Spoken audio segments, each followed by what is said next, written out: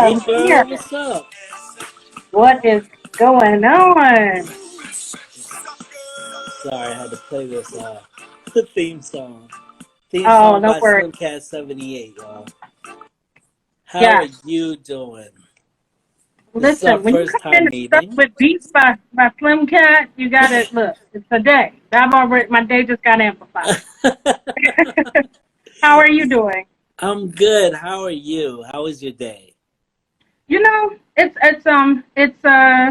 I don't know. It's a day that has been very linear, and for me, where it's just like right, we've had a little bit of celebration and then back to condolences, and I've just said this has been a 2021 that just feels like that. As soon as you start to celebrate, there's Yeah, something, something come goes on. crazy, right? Yes, absolutely. But thank God there was a guilty verdict handed down, and I'm thrilled about Oh that. yes.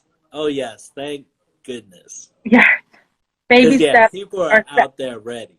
They were Yes. ready. Oh, yeah. We all had our Yeah. clothes on. You know what I mean? Yep. It could either go this way or it could either go another Exactly. way, but We can play this game, or yeah. yeah, I think I mean it's a start, you know. It's a one Absolutely. down, 2 billion to go, you know what I Yeah, it's a mean? never ending. I mean, but it's, you know what? I like them saying, I like the language around it being an inflection point. If nothing more than this is a moment to measure where we are now, and then whether or not we can sustain this progress to say, will there be accountable law enforcement in this country Oh going forward? yeah. Yeah, I mean a lot more progress, I mean, there has to be a lot more progress on it. You know there what I'm saying? absolutely has to be. Yes, 'Cause that's just a little beginning. exactly. Yes. A But I'm beginning, glad. but it's not the end. Yeah, yeah, definitely. It's not the end. And Mm-mm. plus, I mean, we just got to be careful. Yes, and we have to, the thing is I keep reminding everyone is that remind each other every day, right? Tell each other we love each other. Remind Hmm. we're all uniquely sort of being attacked. And Right. so it's not just a one community problem, it's a global problem when that happens. And so remind each other, I love you. What can I do? Yep. How can I, give flowers when you can? Because these Right. moments are a telltale sign. We have to remind each other every day. Every day is not promised. This is what we're doing with you. Welcome to Fresh Yes, Convo Season 2. I'm You so get your honored. flowers, girl. You get your flowers. You I'm get your so honored to flowers. be here. Yes. All right, so let's begin this. So, Fresh Convos, we always start with the question, where are you from? So I am from DC. I liken that to always say, right, like everybody, there's so many people from here. There's so many transplants, but I always try to make sure that I, right, confirm that because there is so many transplants and so many transients in the city. So Right. I like to say I am from here. My grandparents were born here.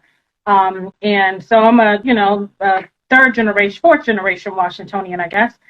And it was my great grandparents actually came here from the South, migrated here, and so I got my start in DC, Okay. and yeah, All yep, right. and grew up in a musical household in Deanwood, which I feel like a lot of people, if anybody knows, Deanwood is a neighborhood. I grew up on 50th Street, Sheriff Road, right where they merge, and it's my household was musical central. My uncles they were musicians. So my uncles were like, talking about musicians in the 60s, they played with like the Drifters and the Temptations. My Wow. uncle played with the Gap Band, with their guitarist. So you think about that, my great uncle. Right. And he wrote, most people know the song Don't Stop the Music, Don't You Stop It. Well, my uncle wrote that song. He wrote a lot of different songs for Total Experience Records. But anyway, that's kind of the beginnings, I guess, of my journey. And then my uncle, following him, played bass for Chuck Brown for 25 years. So for those people who know about GoGo, you know, Right. that was just every GoGo musician from Lil Mickey to Lil Benny to everybody was at my house all the time. Like they were all at my uncle's funeral. It was beautiful to see him giving flowers, in that moment. But yeah. Oh my gosh, that's amazing. So yeah, you did come from a music background. Yes. That's totally amazing. I'm glad you elaborated on that. Mm-hmm. So in the beginning, do you remember the first hip hop song you've heard that like Yeah. blew your mind? Probably Sally with a one-track mind. It's probably like the first, but to be honest, I didn't identify it as that or even understand that experience. I think I went to a school in Deanwood called Charles Hamilton Houston Elementary School. That school was a pilot program, which there are a few people, Amphbns has a deep history in this school. Duke Ellington is a pilot program for the performing arts for elementary school program. They hadn't had one in the city yet. And so as a result, we had everything. We did tap, we did jazz, we did modern dance, we had choir, we had choral, we had, piano. You could do so many different electives at this school. And so I was in chess club actually, in like first grade or whatever. But De La Soul and Prince Paul, at that time Prince Paul was a Stetsasonic, came to my elementary school. And yes, Wow. I just so I remember the experience of that was right after 3 Feet High and Rising. It was at the height of their popularity in many circumstances. And just that experience, I had never ever I'd seen DC Scorpio rapping on the porch of my grandmother's house. That was what I could, but he was it just was different. I had not seen anybody on stage actually what a rapper is or what an MC is or what a DJ was. Right. Prince Paul was the first DJ that I'd ever seen that is queuing up records with the headphones and just in real life. So that totally inspired me. Seeing De La, to this day is one of my favorite just groups overall. But and I will argue, yes, fight me on it. The greatest group of all time, other than PE. But I'm gonna say, yes, I will fight people. They love to fight me on it. Not Outcast, I'm just. But no, that had a lot to do with my early beginnings. That's really dope. So De La, so it's fair enough that De La and Stetsasonic. Yes, Prince Paul, I think. And DC Scorpio.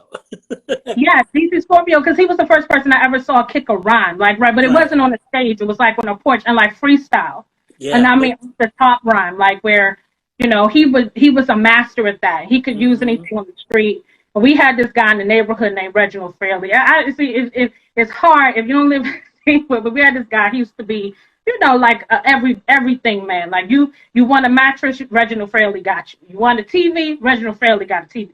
He was the store, but it wasn't a store. He just was, Booster Central. I don't know. Right. So he was the merch man for the neighborhood. And what was so funny is that he would rap. But you would think it's funny, but at the time he would rap about chess, which is why I took such an interest in chess early on. But he would rap about chess moves and talk about gambits and talk about different openings as chess moves. And I just had never heard anybody talk about what a rook was or not. I was just this guy is so weird, right? Who is rapping about stuff? But I feel that inspired me later on because I very much kind of had that as a style for a long time. Right. Because you kind of get it after. You're just exactly. Kind of take it in. And you're wow, what is this guy doing? And he's talking about chess. Right. And he would play everybody considered him to be crazy or whatever, but he wasn't. He was a guy in the neighborhood that supplied everybody and he was just trying to survive, Right, and he was the person that saw everything. So, You know, my cousin got hit by a car up, on Sheriff Road one time. He saw, like, he let us know it happened. Come down to the house. So he was the person in the neighborhood. And I feel like we all have those cornerstones in the community that just kind of like might be a little off kilter, but they're celebrated because they take care of everybody in the community. Right, right. Mm-hmm. Oh my God, that's great. So, when did you start rhyming? So for a year, I feel like, everybody was kind of, we grew up in this era of like everybody rapped, right? I Mm-hmm. initially was my thing was like trying to sing like En Vogue. I was trying to have me a girl, for a quartet, a quartet. And it was like, I'm about to, look, we all gonna have parts and create harmony. I was more so trying to be that person, like the girl group person, but I was a Right. tomboy, so. And my grandmother, so that was one side of my grandmother's house. The other side was where I had all boy cousins. And, we would be outside playing and they would take me, we had to go to the swimming pool. And my grandmother's house, my grandmother lived in Carver Terrace. The closest swimming pool to us was Rosedale swimming pool. So it was kind of like a lot of friction in the neighborhoods. And so anyway, my cousin would not want to take me with him because it was almost like, I don't want to, first of all, I don't want to have to take her. We're only like a year apart, but he, at that time it was like, oh, my friend's coming, I gotta bring her, he hated it. So, Right. but eventually what he said at the time, he was like, but I'm gonna get you sharp so you can go to the swimming pool. So he taught me how to battle. And that was really, I was like the secret weapon. We go to the swimming pool, we battle at the swimming pool. And so I feel like I was probably about 11 or 12. And at Okay. that time, my name was Thug Passion. Don't judge me. That was I was their name was MBS, Okay. New Natural Born Soldiers, and that was their group name. And so I was the estrogen element, you could say. And we were, Mm-hmm. we would rap or whatever and sit around. We do the pause record method, and we, Right. they take my cousin DP, who's still he's a manager for a lot of different people in the city. Kind of was funny is people wouldn't assume that we're related because he does a more street hip hop, like much more of that kind of style than I guess would consider for me to do like more of a boom bap aesthetic. But I learned from him.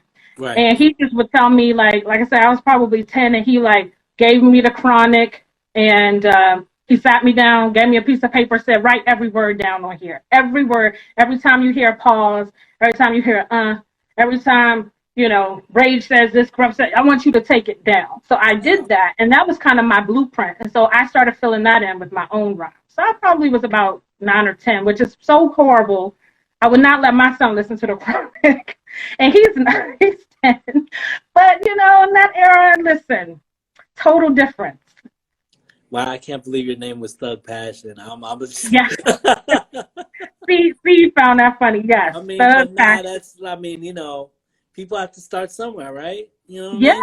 I mean? And I mean, that was, was at that point in time, that's how you had to, it was a different kind of a style, right? Because it was Right. like, two, on top of that, my parents, we came from DC where we were living, where I, just in a predominantly urban area where I moved out to Maryland and I Mm-hmm. was the only Black student in my school and the only Black kid in my community. So that was a culture shock for me, right? And like, Right.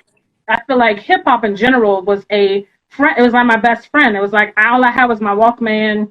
I didn't have friends. They wouldn't play with me. It was like there was something wrong with me, or I Right. was bullied or picked on or whatever. And like I said, I was a tomboy, so I would fight a lot. So I would always get in trouble. I'd be in trouble every day. I was in trouble so much, I got put out of school in the second grade. Can you even imagine? And I couldn't Wow. go to school. So my parents put me into a Moore school. So I'm probably one of the few people that like had celebrated like Marcus Garvey Day. Like in the third grade, we celebrate Marcus Garvey Day and learning about Pan-Africanism and Mm-hmm. learn like, we had to read the autobiography of Malcolm X in third grade. So it's like those kind of elements I feel like were very interesting. That also influenced my art too, a lot. Right. Right. Dope. Um, who are you? Well, let's talk about some of your influences. Yes. I guess. Yeah. Yeah. So talk about like some of your influences that made you are from Thug Passion till now? Well, we know the Chronic started. I mean, was definitely one of the first. Yeah. One of the first experiences. Obviously, De La and Prince Paul. So I listened to a lot of Grave Diggers. I listened to a lot of that naturally. Mm-hmm. I actually before Wu-Tang is a significant thing. I still jokingly say this little white boy named Ryan Kell. Shout out to wherever you are. Last saw he was a bartender in Miami. I don't know if he's still doing that, but he changed the trajectory of the game because he traded me, I think, Predator on tape, my Ice Cube, and maybe Mobb Deep. I don't know. He traded me for 36 Chambers. He was like, you play chess, and they talking about some chess stuff. I don't know.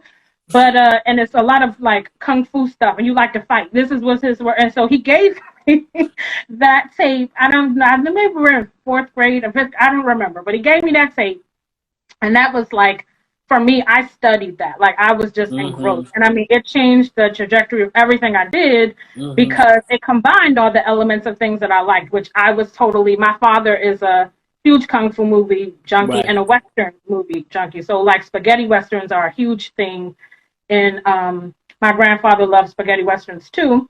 So I felt like a lot of the elements of kung fu movies that are, they are spaghetti westerns. A lot of the times there's a lot of crossover in that. Some of the dialogue and some of the mythology, and that really I think influenced me too. So I want to say those things, but I mean as you go on, right? You kind of like Tribe. I listened Right. to a lot Right. of Tribe. My aunt was my mostly my foray into hip hop because she would buy the tapes and she always would drive around. My aunt's like 7 years older than me, so she would drive us around. It's like not even like my aunt, it's like my sister, Right. but she would be like my grandmother worked at night. So when Mm-hmm. MASH come on, grandma got to go to work, and that's when the party gets started. So it's like we got the. it was mostly at that time. Like I feel like that's when we start listening to Luke. We listen to NWA. We listen to all the stuff you ain't supposed to be listening to Right. because my Right. grandma was gone. And my uncle, who was like 10 years older than me, he and my cousins are all, about a bunch of male cousins are all in the same age, but they influenced me a lot. They rap. My uncle was a part of a group here called the Scrapers, Mm-hmm. that eventually became a clothing brand. Most people probably know Scrapers clothing brand. But my aunt was really the hip hop head. She played Biggie. She played. I mean, she Ali's greatest hits. Like she made her own version, and I don't even know how you can make that. Like she she she was just like. But the Tribe. She was such a like native tongue person and Tribe I and mean, BDP. Like she loved BDP. So of course KRS. It was right. always somebody I really loved and MC Light. She liked MC Light Oh, and Queen Latifah a lot. So it was like, that was kind of, I feel like I wanted to be more like my aunt. She wore the Sauconys and had the tennis skirts. I thought she was the coolest thing ever. I just wanted to be her clone. right. Right. Nah, that's really dope. And the thing that you mentioned, when Wu Tang came out, like that's the same time Midnight Marauders came out. Yes. Yep. So I Same day. remember that time is just having both tapes or CDs or records or whatnot, and you just listen to two different, like Wu Tang, of course, blew everybody's mind. Just like, Hmm. what is this? Exactly. Wow. That's how it felt. It felt like I had never, and especially coming from where groups from me, even Onyx felt that way when I first heard Onyx. But Yeah. when I first heard like Back to Fuck Up, but different things. Just I felt like Last Days, hearing that song still brings me back to a place of just like Hmm. I can hear I can envision the aesthetic of the song. Boot Camp is like one of my biggest, was my aunt loved Boot Camp. And so that was to me, if you want, it's like first to thinking of fashion. This is gonna sound so funny, but you're a girl, and I thought like for me, the guy that I would marry would have on like these, have on uh, uh, a hockey jersey, have the big boots on, like have the jeans, or if he was going to look like Lil Dap from Group Home. That was like for me what my measurement of like masculinity or manhood or whatever looked like. It was like, look, either you Lil Dap or you know what I'm saying? And I hadn't even conceived of what that meant, but I just knew in my head that was kind of like, what it was.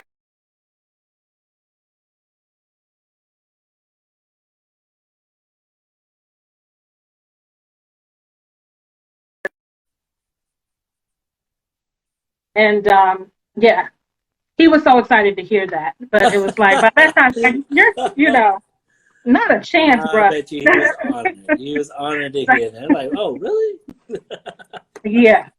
Yeah, the big Tims, you got and DC was such a, as a Tim city, even though it's not New York, I feel like we would get the fashion, we would flip it on its edge. That's what's so great about DC. And Timberlands were such a thing here. I watched like a guy play basketball in Timberlands and rap. Like that, the basketball court was where you also got to the cipher. So it was like seeing those guys in the neighborhood who couldn't rap.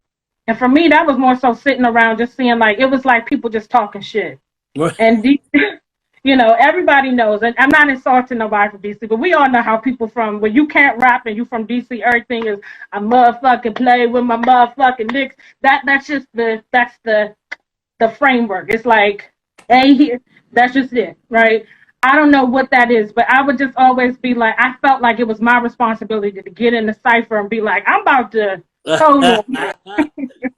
Let me get up in this joint because y'all don't know what y'all doing, and I actually been studying this, Right. Nah, that's that's how to do it. You just gotta show people, Yeah, and those are them actually moments. use words.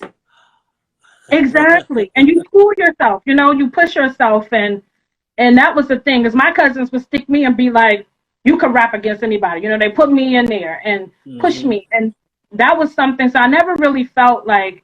I'm sure we'll get to this, but I never really felt like, I feel like a lot of people are like, well, being a woman in hip hop, I felt like, I mean, they will put me on a pedestal and be like, man, my cousin like that. Y'all better get y'all, y'all cousins ain't like my cousins. So they always treated me like that. And then later my friends did the same thing. It was like, they felt proud of me for nothing, for just being a nobody in the neighborhood that could, spit some bars. Hey, you know how to spit some bars, and Thank you. That's it. Let's talk about your crew. You started in Virginia. Yes. So I started in two sides of Virginia. Okay. I don't know if she's watching today, but I gotta always give love to Lioness from Tribe of Judah. Was one of my first archetypes. Now you talk about like an influence. She, just such a beautiful just spirit, right? Like, I don't know, you see divine light in so many people, but that light within her was so strong. And Tribe of Judah they were out of Richmond. And at that time, my high school sweetheart, if he's watching, I don't know, lived in Richmond. And I would go visit him and stay. And we would go out to the open mics and do whatever. Like, he used to hang with Lonnie B from the Super Friends. And Mad Skills, all of them, like I'm talking about when Mad Skills worked in the like garage at Virginia Commonwealth University, like before he was really like Mad Skill, like, but as big as he was. I think he had just released his solo album too. And anyway, we would go hang out and go to the bars and stuff. Like how we even got, Richmond has a different culture than we do here, but he was from Philly. So that boyfriend introduced me more so to like Philadelphia artists, mostly like the Roots, because that was Black Thought was his man's, and that was really, I feel like Philadelphia, Half-Life, and Do You Want More became an archetype. But Lioness was somebody I had never seen a woman do what she did, and when I say that, like the Tribe of Judah was dope. They were, it was very much kind of Zionist kind of lyrics, but and. So she would come, and it was like she was always the last person to come up. I don't know if that was purposely done or she was just that dope that she just murdered everybody. But she would come out, and no, Malachi. She would come out on stage, and it was an explosion.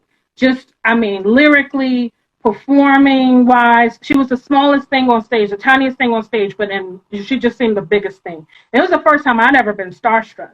And most people think of like, what's the female rapper or whatever. I don't know. I feel like that's some archetype for people of like where you see that. If that's, Lauryn Hill, or if that's, Light, or if that's Antoinette, or whoever that might be for you. But for me, she was it. Mm-hmm. And her gab was so beautiful. And just the way that she delivered, it was so raw and it was so attacking. And I thought she was more raw than anybody in the group. It was like Ginsu, the way she would, like she had a sword in her lungs. And I just love that. So that for me, I would, go to Richmond and I would we would record, and I would record with shout out to Illa Styles and Radio B, who are now, I mean, they're all Team Backpack and like doing major things on their end in Richmond. They have Richmond, the RVA Elite, which is like the Elite Battle League in Richmond, and all these other different things. But from there, I kind of, again, this is so weird. I have another boyfriend. I fell in love again with this other man that lived in Woodbridge at the time. He went to Hilton High School with all his friends were in a crew. And so his friends were Double O Schizo, which most people know is a producer here, V Sharp, who's a producer here, and Matter of Fact, who is an MC/producer. And his cousin is Naturel, who most people might know is famous for the triangle artwork that he does for that he did for Ill Mind. And a lot of, I mean, he does he's done Project 70 for Topps baseball card. Like, he's out of the stratosphere of like where you go for fame, I guess. But anyway, we were all in a crew called Omegatropolis, and that was the foundations. It was kind of like this thing of saying, I mean, I want to say you guys were a big inspiration for that. It was like, how do we become a crew who isn't just like artists? You know, it's like we were photographers, we were DJs, we were graphic designers. There was like an element that everybody brought. We did our own marketing. We pressed up our own CDs, and, we would be stamping CDs and all of that. Naturel knew how to make jeans. I mean, you think about the fact, really make jeans, like denim, put it in the freezer, like the actual experience of that. Like, he could make T-shirts and stuff. So it was like, how do we make this thing happen? But I will say something like, you guys were a blueprint for what a crew, what a collective look like of creative artists. Thank you. Thank you. Yeah. Yeah, you're exactly right on point, because we were a group of producers, DJs, MCs, rap artists. Yeah, pretty interesting when you just and that's just what we would do, Exactly. We go run around and we break into spaces and try to, I was terrible at graph, but they were all graffiti artists. So I just followed them. My tag was stupid, some like Task One. It was terrible. I couldn't write it well, but it was at least the experience, right? I got to experience the elements all in one place. And that's really dope. Yeah. So, I mean, even if you weren't great at it, at least you got to experience it. Like, I did this. Word. Exactly. Yep. All right. Tell us about the time you met Philly. So this is interesting because digging, right? I feel like DC is a lost land for diggers. Most people don't know that, as they think about the fact that there's a ton of record shop. There was in this city. Lots of record stores all over the place. Tower Records was always a place. So my dad used to make bootleg Miles Davis. Everybody probably know. My dad had a website on Yahoo in the GeoCities or whatever in the old days. So he would make bootleg. He would sell, bootleg Prince and Miles Davis CDs. Now the statute of limitations is over, so y'all can't turn us in. But my dad would do part-time. And so Tower Records, which most people didn't know, the one by GW, a lot of them actually would allow you to buy bootlegs and to consign them. So he would consign his bootlegs, and I was always at Tower Records. And that's where I met Philly, digging. My ex-husband, who, we're no longer together, but he was from Guam, and he swore that Philly was from Guam too. He's like, I met another tomorrow today who's also into digging, and my ex was a DJ / MC, but it was funny that he thought, and he was insistent, and I was like, no, I'm pretty sure he's Filipino. Anyway, but that was the whole thing of just the fact of community-wise, he felt like he had found a twin flame. And so Philly had the kind of spirit that was just so big, fill a room, and people like that, when they're gifted in that way, they just, you can bring people together in a space. You can, that gift sometimes transcends even what you know. And so that was always something I remember. And then like at the EPA building. I think my first show was at Automatic at the EPA building and seeing you all perform. That was the first time I saw like the collective perform. And that again blew me away, just the way that it was done. It was like explosive and, just it was something that had for you, for people that may have been there, you had to be there. That was my first time also seeing Multiple Man. Who was like now one of my favorite collaborators, but it's my first time seeing him. And I never forget, he told the audience he was going to take his material out, okay, I'll just say that, and put it all over the audience if they didn't come to the front. And I thought, what? Oh, what did you say? Did he just threaten the audience that he's going to put material, genetic materials on them? That was Multiple Man for you. But that and I think I met Napoleon and Legend and E Boogie at that time, Christopoulos, because I think E Boogie was Christopoulos' DJ at that time. Like I met a lot of DC favorites.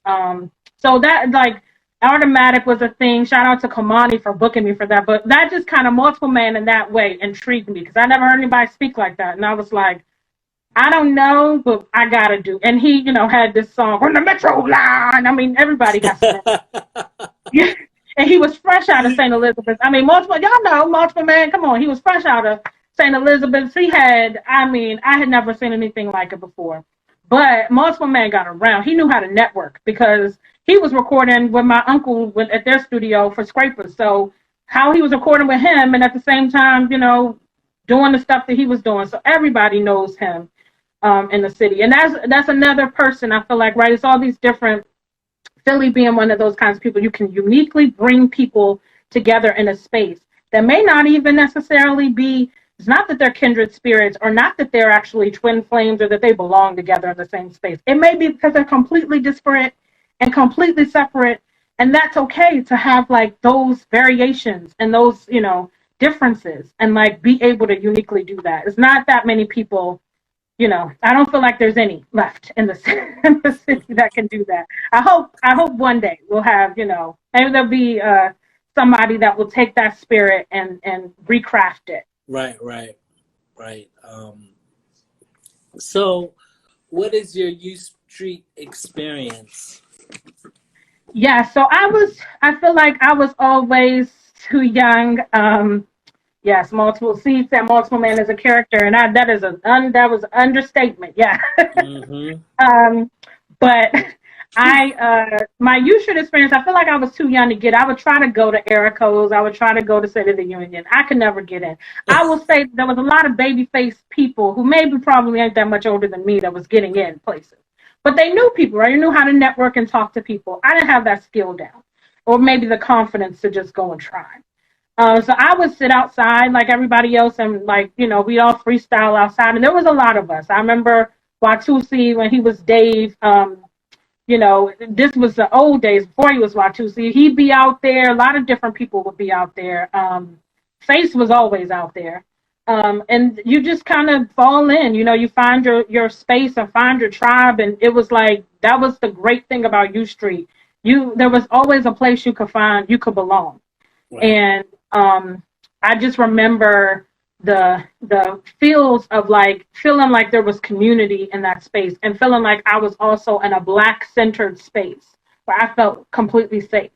And at the same time, it's not that safe. And if people think about the fact that there's like the Masonic Temple on U Street and going to a Moore school, there's so many iconographs that borrow from the same. There's a lot of sort of Islamic iconographs and that were in my school that I always felt like were used in such a weird way in the Masonic Temple. And, so I just remember that experience. But Capital City Records, when they started up, maybe before, even Cafe Mawanaj, when they started up True School there. Okay. I definitely, started going to True School. And that's where, that became the hangout place because I felt safe in that space. I come out, come after school and just hang out on Friday. And that was the thing. And, you get your records, you get your music, somebody going to give you CDs or you can buy CDs from people hand to hand. Somebody going to ultimately try to sell you something in a Ziploc bag, with scratches on the back. It's like, bruh, you haven't even got your, sir, you gotta fix this. Now you can't be selling it like that, you know. And that's where I feel like you cut your teeth a little bit. Right, Is where right, I met, you know, Enoch, Seventh Prophet, and who I feel like was definitely one of the people who truly, you know, just reached out and supported me. Damu, the Fudge Monk, DJ Underdog, DJ Soyo, Earth One, all of them really coming together and putting, you know, curating this experience every week. But they always made me feel welcome. All of those people individually, except Underdog, who would curse me out because he was getting off. He worked for the Metro bus at that time. And I think it was just everybody. He wasn't feeling nobody at that time. But he later on, I had to be like, did you just not like me? It was like, I didn't like nobody because I was getting off the bus. Um, but it was just the experience, I think, of that coming every Friday and like learning how to actually write bars. You know, that's where I right, learned right. how to write 16 bars. And so it's also people like, I think I mentioned this to you before, but like Black Indian, seeing him, he was a giant in the community. Again, you think about like people sometimes think about their influences from a, you know, external point of view. I think of experiences from a very internal point of view of the fact that like all the greatest people that I wanted to be like were in my city. It was Sub Z. It was, you know, it was Head Rock. It was, you know, Black Indian. It was those, you know, with these giants to me at the time that I was just like, oh my God, right? I wanted nothing more than to be a clone of Black Indian, like make me into, you know. And so for him to come by and just to say to me, you know, you're dope, keep it up. Like I can't wait. You're gonna be dangerous. You know, when you get this, you're gonna be dangerous. And just to hear that, and years later, right, to experience with Black Indian. We have never actually done a song. We got to get a song on board. But Right, like I right. feel like seeing him later and him to be able to say almost like it felt like a torch passing. And you know, for I never had to look at the signed artists. I feel like the signed artists had to come here and get their swag, get their footing, because a lot of them came here, and a lot of them studied our people. So I feel like, yeah. Anyway, I'm saying this now to give flowers, but constantly give flowers. Come and do the homework. You don't know who Amphbns are. You got to do your homework and figure out because these are the people that crafted some of your favorite MCs. You just don't know. You know, Fonte, you know, was inspired by, you know, inspired by people from the city. Right. I won't say Cool C Brown, but yeah, definitely. I mean, I can say yes. I will say inspired by our own Cool C Brown. So when people say, "Oh, I was inspired by Fonte," well, you was inspired by, you know, the Yeah, original. definitely. So Rest in peace, Cool rest C in peace. Brown. Definitely, um, and that's a great story about Black Indian. Very Hmm. talented brother. Yeah, Very consistent at what he does. absolutely. Very He consistent, but definitely, and he can still freestyle with the greatest. Like, I mean, you yeah. know, I remember we had a show, we had a event for Artemis had a album release party, and Hmm. we decided to have like these generational kind of ciphers, have people representing different generations, and kind of he was for like the you know DC ancestry, the legacy generation of lyricists. And I mean, he came and shut the whole thing just on a freestyle. Like he's gifted, just like amazing still. But yeah, for people that don't know, Ninth Wonder, obviously, you know, listen, True Right. School was a thing. Ninth Wonder uses that term now. So when your favorite artists from Cannabis to DMX who recorded in Capitol Heights, okay, y'all don't know, but if you do the homework, every MC from Jay to Wyclef to all of them was down here in DC in the clubs. And Hmm. they were getting information and doing competitive intelligence on us to take and craft what we were doing and put it in a context because we were still a insular community. Yeah. So yeah, we inspired a lot of people. There you go. There you go. You heard it first. Yeah. Let's talk about the city paper ads you used to respond. You Uh, responded. yeah.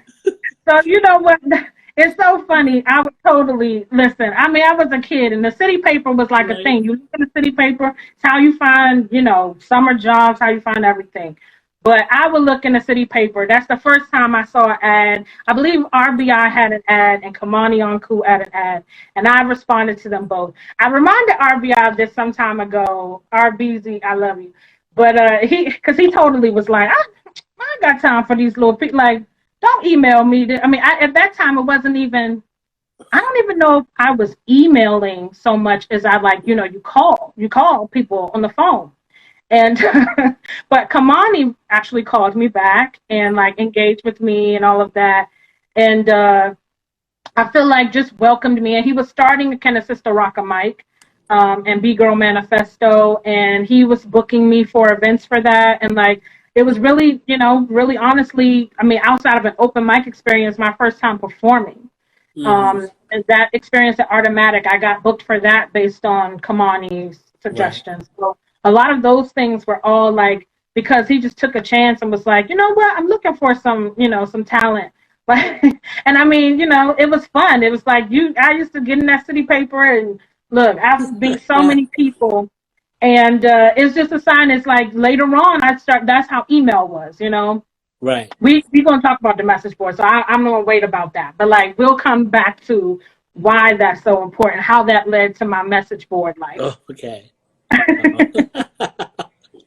All right. Let's talk about, you sang for a GoGo group. Oh, yes. So what was that experience like, and well, first, how did you get into that? Yes, I feel like, okay, I'm starting to set a trend. I feel like I need to be single for some time. And I met a go-go band through a guy. It wasn't a guy I was dating, but it was just a guy. I met this guy through a friend of mine. Shout out to Key Tyler, who Key went to Duke and would hang out with a lot of different people. He actually was doing vocal training there with Dr. Jackson. Okay. Who was the musical director at my church for our music program at my church. So there's a lot of ties that come into that. So a lot of my church members I know also went to Duke, and that kind of, so singing was always, again, a thing I wanted to do. I feel like the rap thing was always pushed at me to do. But I really honestly kept saying, but I'm a singer in my spirit, So I met this guy who was in this group called Black Ice at the time, and they were looking for a female singer, and they were having auditions. He brought me to the audition, told me to come down to it. This audition at a studio around Ardmore Road. Went into the studio, and I, sang. They had me sing Keisha Cole. Okay. I mean, she can't even sing. You like Keisha Cole, my bad. Keisha Cole can't even sing. So I was like, oh, this is about to be easy. I'm going to make this song on my own. So I went to go work with, which is funny. They had never seen anybody do that. I went to go work with the drummer at the time and the Congo player, who were looking at me like, shout out to Bump, who, is a great drummer. But, and Stomp Dog, who was another drummer that I, came in the band and actually was working. I mean, everybody knows Stomp Dog. He was taking Bump's place for a while. But anyway, I started singing with them, and that was kind of during my hiatus from rap. I wasn't really rapping, but I feel like they would say when I sang like a rapper, because the way I hold the mic and I stand up on the chair, they would eventually that just became a part of our show. I stand up on the chair, oh my lady, clap us to the front. We about to get, that was I feel like that really changed my performance style. Right. And it kind of really changed the way you engage with people, because I felt like at that time, one thing about go-go that's very different from hip-hop, women are so much exalted to be like, women come to the front, like clap us to the front immediately. If it's too many men in the front, like we got something we need to fix, right?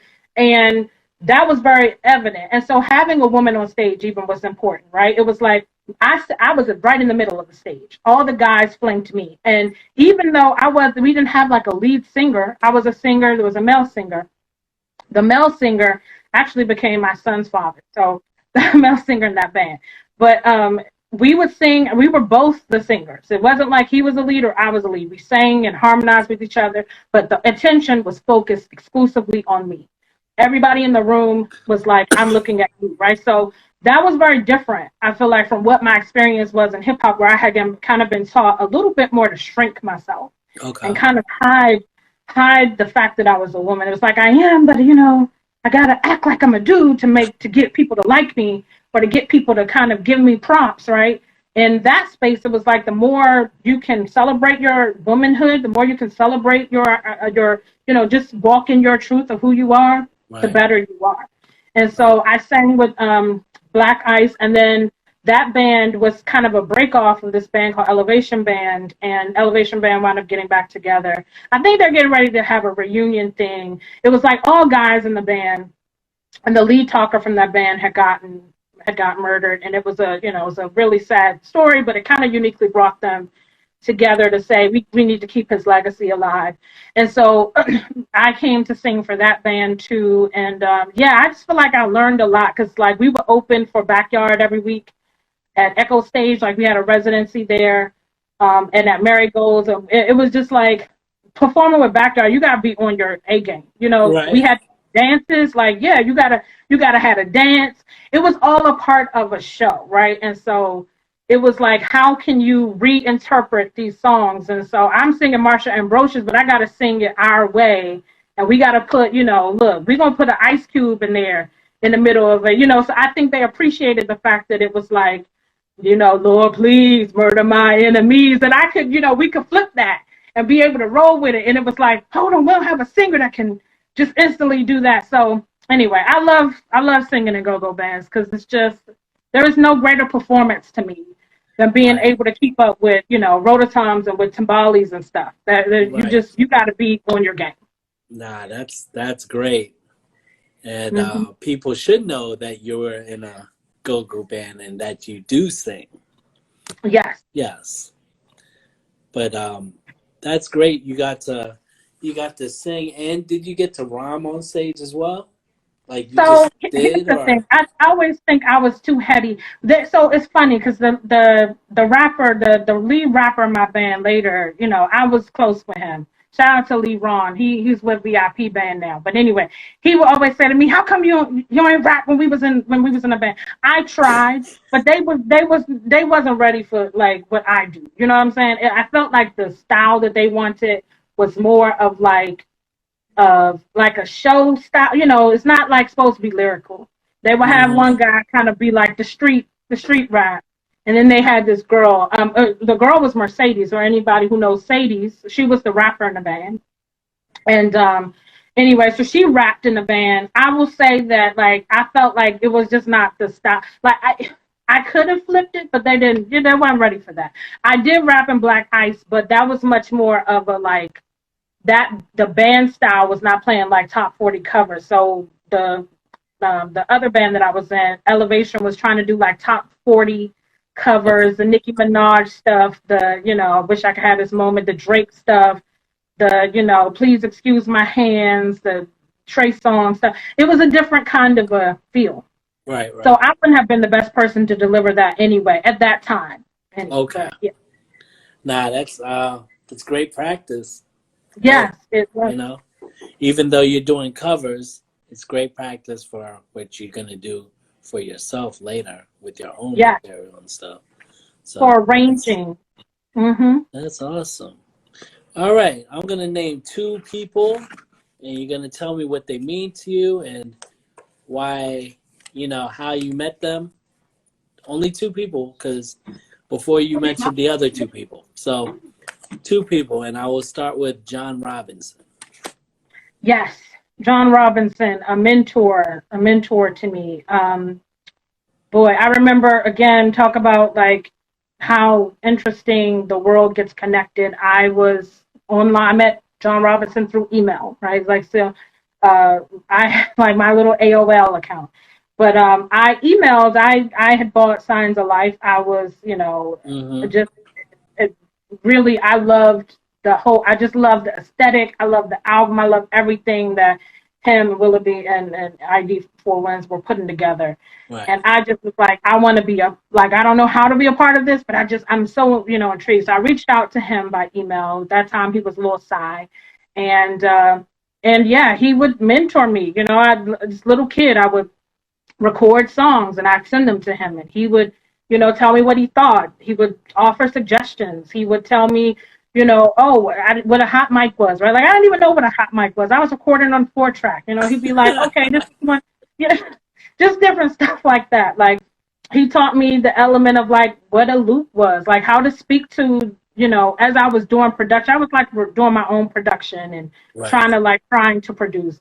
I was using Fruity Loops, or before it was FL Studio, before they got sued.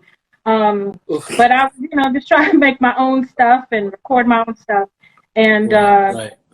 I want to say, I don't know if John Robinson introduced me to Chris Richter Craft, but somehow I got introduced to Chris Richter Craft, and I believe he did because they were both in Atlanta. Richter was at Morehouse at the time, or had just graduated and was starting shaman work. Okay, now it makes sense if that happened, because the two were working, I guess, together at that time. Yep. So I think that was how I met Richter, and he was putting together this Amphbns mixtape with. I mean, it's so great to be like, the first time I ever recorded, I'm on a sampler with like MF Doom at that time, and Styles of Beyond, and Finale and Invincible out of Detroit, and like all these great artists that he put together from all over the place. And like me, it was like, first time I've ever recorded, I had to like go to a friend's house to teach me how to use a 4-track. That goes, like, what the hell am I doing? He sent me a beat, and I had the instrumental. When He Smiles, a song. Anyway, it's online. You can go to Discogs. I don't, I just don't like to remember anything about that moment of my rapping because it was terrible. That's very dope, because like, those are heavy hitters right there. You mentioned Doom. You mentioned Invincible from Detroit. Yeah. Those are all my peoples, Yeah, I mean, she another incredible lyricist, and just hearing her and what she can do, and like I just felt like I felt like that CD for me was like me going, you do like what you get, like your dissertation. Me being in grad school and doing my dissertation, that's what it felt like for me. Right. And John Robinson was just it was always there to just pick up the phone and call, and being in Atlanta. And it was funny because years later when we met for the first time, he, said to me, have we ever really physically met? We hadn't. But he, it's just to show you how much you can influence and impact a person. Just words of kindness, or just kind of helping people. Again, talk about pipeline development. Like, we want to build great MCs for the future generation. Start building them by, taking what you know and pushing it to the next generation. Right. Communicating.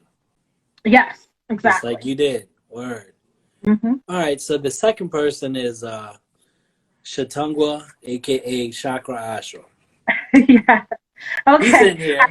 He's watching. I'm going to totally embarrass him. But it's somebody else who the thing is that what I've always learned is that I had friends who always reminded me that, like, yes men is not a thing, right? Like, you cannot live your life in an island. If everybody around you says you're dope, you're probably not in the right circle. And that's just to be frank. You have to have constructive criticism. You have to have somebody who's willing to be real with you. And look, and he just joined. Yeah, and he just joined in. But shout out to Shatangua, because I feel like he's somebody who has just been real and authentic with me, to be able to say to me, it's a no for me, or say to me, like, this is not what you should be doing, or this is what you should be doing, right? You're on the right path when you're doing this. Or you should consider this. It's somebody that's, you think about, like, the fact of, like, I hate when they say the word is a devil's advocate, because I'm like, I don't do devil's work. I consider it to be, a divine advocate. It's somebody there to remind you of your space and your purpose, and to remind you that how you should be thinking about your purpose and how and everything you're doing, how it should shape everything you're doing.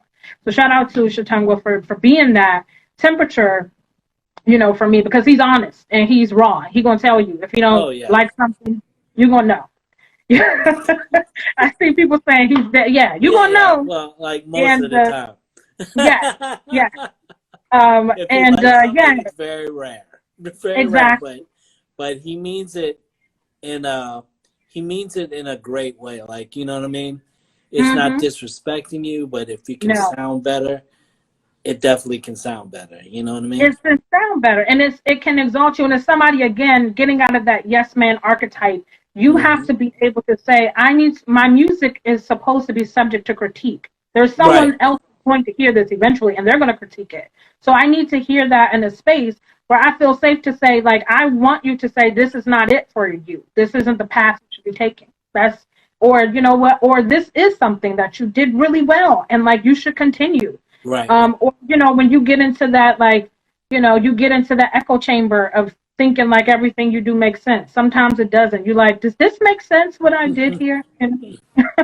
Yeah. Like, nah, I totally understand working Yes. with the brother as well. So, Yeah, I'm sure. I'm because sure. you know, if it's about movies, if it's about books, if it's about sneakers, Yes. definitely about music. Like, you Yes. know, A so brilliant like, mind musically, and like he introduced me to Jingle too from Yak Fu Front. Shout out to Jingle, because I feel like I got like Jingle unpacked a bunch of stuff for me. Was like, this is what you're doing wrong. This is what you're doing wrong. I don't like these hashtags you're using. Like, you know, look, and that was what I needed to hear, because I that was something also, right, that shifts your perspective. And I feel like also in celebration, like I grew up listening to Yak Front. Like I just, reviewed the album on our podcast recently. mhm. And it was, yes, you know, I won't, and for those people who don't know what Yak Fu mean, um, yeah, I would just say, please look it up, because it's what the greatest acronym. And I'm going to say that's a mantra for my life. Yes. Yak Fu. Look it up, Look because it you up. will find. Yes. Look up, please, what that mantra means, because I live my life. I live my life by that acronym at all times. There you go. There you go. Word. Let's yeah, so you took a hiatus from 2007 to 2014. So what were you doing, and what made you go through this hiatus, through this break? So a lot of I think I was burned out from music.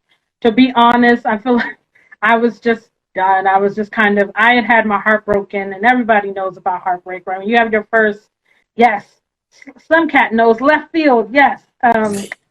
Yeah, anyway, that's just a great, the whole entire action-packed adventure. Please just go get the thing. Anyway, I'm not going to keep talking about Yahoo, but um, the the music I feel like it's sometimes that, you know, when you really are a creator, and when you are a creator, look, God rested after creating this world. You have to rest. And Right. it was interesting that for me, it was the seventh year, you know, sort of interval. But I felt like I needed rest at that time. I was kind of burned out. I didn't really know what I was doing. At that point in time, I had, you know, how you get a few deals on the table. You're like, these are shitty deals. They're terrible. I had this thing with Matador Records.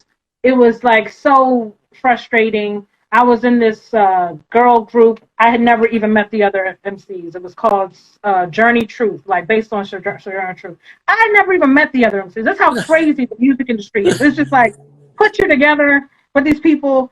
Y'all gonna get, you know, this deal. Here's what it is. And before you get, you know, it was just terrible. Okay. I knew then it was just like not something I wanted to do. Heartbreak added on top of that. I had gotten divorced, and you know, at a young age, and I got married at a young age, and that was just broke. I just felt like hip hop, fuck hip hop. It broke my heart. You know, I thought it was such a place I could be safe, and it's not. So I ran away, like most people. I feel like maybe in that time, I went to go find myself, and so I went to the place where I felt like, you know, God lived, and I went to Africa. I went to East Africa first, and I started there, and I was in Kenya and Tanzania, and I went to I met some of the greatest people on the planet, because they not only, I feel like, influence, you know, like my life, but just the way I thought about things. It's kind of where I grew up, I feel like, in many ways. And I was there on a grant at the time, trying to help individuals who were experiencing health challenges do Okay. storytelling, to learn how to tell stories about what their health challenges were. And at that time, I won't really go into detail, but there was this issue with fistulas, which is like an opening in the body in some place. It could be in the face, it could be, and so in that part of the world, right, there's a lot of sort of folklore around, mistrust of medical system, much like it is here. Right. And you know, people just found it not to be safe to, you know, prevention of transmission from HIV, people felt like they were giving babies HIV. So I'm not going to take my baby, even though I may be HIV positive and I'm breastfeeding. I rather trust that I'm not going to get my baby sick versus giving my baby the synthetic milk that. So a lot of the time it was those kinds of things. But there I discovered so much. And I remember I said I hate hip hop, and I was staying in this campus called Moy University, which is in Eldoret, Kenya. It's at the elevation of like Denver, right? But it's on the equator. So you can imagine how hot. And this Maasai warrior is going by, with their cattle and everything. And my boss goes at that time in the program on the grant. She goes, Maasai warriors do not believe in having their picture taken. And she goes out of the window to take a picture of the Maasai. I mean, it was. I don't think I had laughed though in years, I felt like a year. I hadn't laughed in a year. I came in a funk, I was like just in an attitude. And I remember at that point in time, we laughed. All of the Kenyans laughed. They were talking about her in Swahili for just the whole entire remember, Barbara taking a photo of and she was just like, and the guy is shaking his staff at her, and I'm just like, she's not understanding, and poor Barbara. But that was, I feel like, for me, kind of got me back in the spirit of this is something. And that night I went to bed, go to bed, and I woke up, and One Day by J. Rule, the Damages playing. Again, as far as I can be from where I would experience One Day blasting. And it was like, I couldn't sleep for a long time. Your body takes a little bit of time to readjust because of just your environmental changes and all of those things. I never breathed air that clean. I've never, when I was in the city of Nairobi or something totally different. But then you get into this elevation and you're like, I can't even breathe up here. I don't know what this air is supposed. I didn't know what oxygen is supposed to look like. I'm looking out on the Masai Mara, and it's just plains and plains of land, and and gazelles, and it's just, I'd never, experienced anything like that before. And so it was just hearing that One Day, I jokingly say all the time, I was like, oh my God, this is I meant to do this. I felt like it was God talking to me. Right. And at that time, I was like, I woke up, I didn't know how to swim. They were going whitewater rafting on the Nile. I was like, you know what? Whatever happens at this point. If I survive this trip, because I don't know how the hell to swim. They were like, we give you a life jacket, you'll be fine. But you cannot say you're not going to swim. You're not going to go whitewater rafting on the Nile. I was like, I'm in. So I went and I survived. So I said, you know what? That was my covenant. I'm supposed to come back, and I'm going to get back into it. There you go. And do that. So yeah, Thank that goodness was my. J. Rue the Damager. Thank goodness. Yeah. That was over in England now. That was like a call out. You know what I mean? Yeah. That was definitely something that was meant to happen for you to get back into it. Yeah, I remember it. So how long were you there for? On and off for several years. Like I said, kind of started out as working on this grant program at the time. Y'all are going to love this. Bill and Melinda Gates Foundation funded that program. It was for what they called infrastructure building in sub-Saharan Africa and in Southeastern Asia too. So, I got to go to Cambodia, a bunch of different places. And Bill and Melinda Gates Foundation decided that this was too long for a process, right? We're affecting change, but we wanted to create electronic health records. There's some places that I was in that did not have a stable power supply. Right. And so in contrast to much of West Africa, which is, stable power supply, that's not an issue. It could have been a place to do this, but they decided to do a pilot on a vaccine pilot to just give out vaccines for malaria. And that was what it was. And it was this mosquito nets project and nothing but nets for people who might know that. And then vaccine development. And so I feel like now, we're right in the middle of vaccines again. But that changed everything because they dropped the funding. So I decided to, at that time, go to Cote d'Ivoire and Senegal, and you know, my French wasn't that great, but you know, it was better than it is now. And you know, practice makes perfect. I was in Cape Verde, and I just felt like that was again time to find myself. I just kind of like Right. I got a chance to do things I'd never done and be around people I'd never been and listen to the music that they listen to. And it's so interesting that DMX has, you know, transitioned because, you know, in much of the continent, but especially in West Africa, DMX was so celebrated. I mean, Mm. just like a iconic cultural icon. There is no bigger artist, I don't think. And there's so many people that are celebrated there in a way that's just like, you know, they're down what they do when they come and how down to earth. And that's really what it was about. It's like the more down Right. to earth you were. And I was staying in a compound with like all these doctors from Duke University and a bunch of other places that had these global health internships. And they didn't talk to the people. They didn't actually go anywhere. You know, they would be like, we taking you to get, you know, Indian food. I'm like, Indian food in Senegal? You know, it's like, yes, because if you never had Indian food until you had it in Senegal, you know, whatever. Right. They'll tell me that when I got to like Kenya. They say, you never had Chinese food until you get to Kenya. Right. Huh? Now that's amazing that you traveled. So you decided just like, all right, I'm gonna take a hiatus. I might as well do it right. Exactly. So And I just that's really follow the dope. music. Yeah. And so when did you get back? Probably 2014 or about 2000. No, I came back sooner than that. Probably 12 or 11. okay. 12 or 11. And this is going to be funny. Oh, wait, maybe you'll ask me this as a question. I'll tell you later. Okay, keep going. I'm not going to overstep because I think it's the questions coming up. How I got back to rhyming again. You know, back to rhyming. We can get back to that. Okay, no, that was very interesting, and that's a dope journey for real. Mm-hmm. Let's talk about Renell. Renell's in here. So Yes. get ready. We're gonna talk about Renell. He's probably You so guys embarrassed. dated for some time. We dated talk about those numbers. We dated for 6 years, 6 years. almost 7 years. Hear that, Yes. Renell? 6 years. Renell, I remember the first date, but I'm going to see if you remember. Okay, so let's talk about that. That's the next question.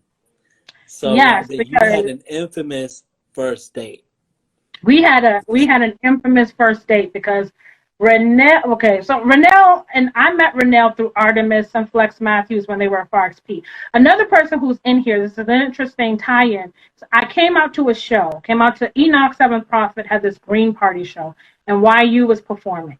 And I wanted to see YU perform. I had never seen him perform, and I had heard about YU when I was in Africa. So, you know what I'm saying? Like, just the name preceded, like, I had, hadn't been out in the scene for a while. And I remembered him from, True School, from different places, but I was like, I got to see YU perform, because, like, I've heard too much. And so I came out specifically to see YU perform. And FarXP was on the bill.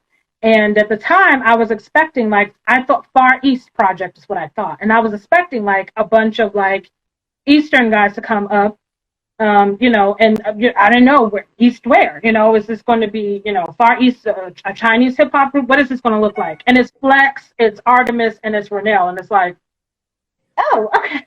Far XP, what is this? And so I remember saying that. Renell would say, I said, who is this guy rapping with Flex and Artemis? Because I knew them. I didn't know Renell. Right.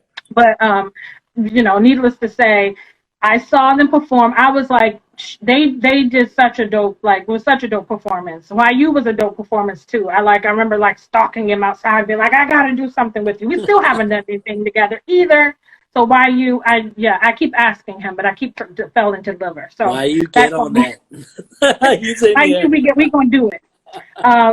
But for Flex and Artemis and Arnell, they just had the way that they performed as a crew, and I think this was the beginnings of FarXP, because they expanded eventually later with this expansion project. But I just loved their style, and so I think Artemis and Flex introduced me to Arnell to get on their their album. I was supposed to be on the expansion, y'all, but I did not get on the expansion because Arnell never called me. For 9 months, Arnell didn't call me. Arnell doesn't call me until he goes to Amsterdam.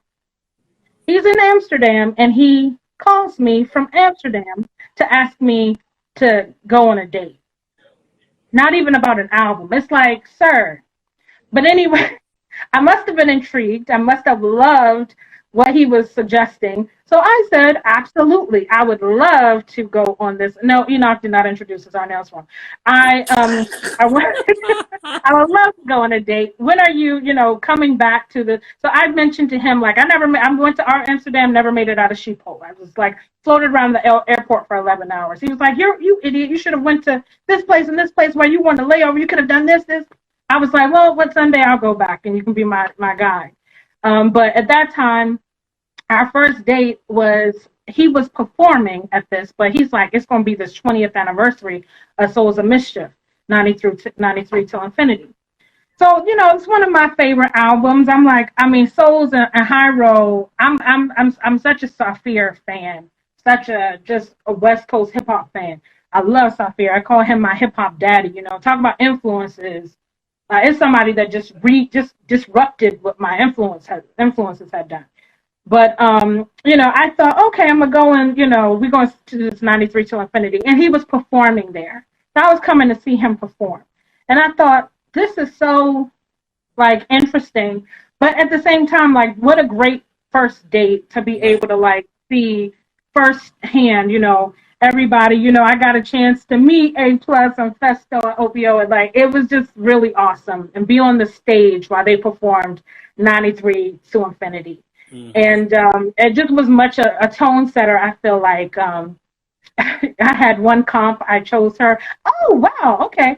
Well, I feel special then.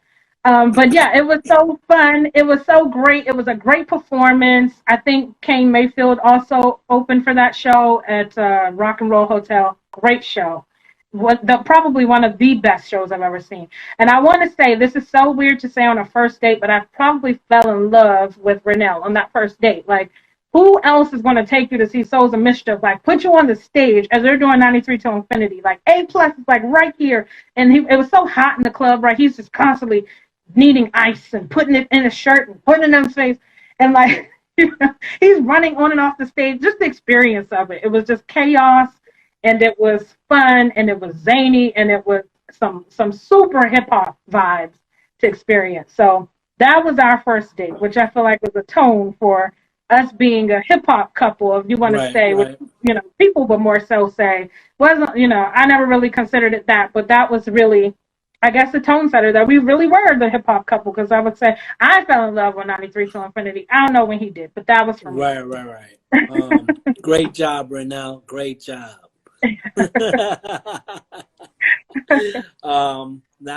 That's a great story. Talk about the song better. What is it? The song Better Than the Rest of Them?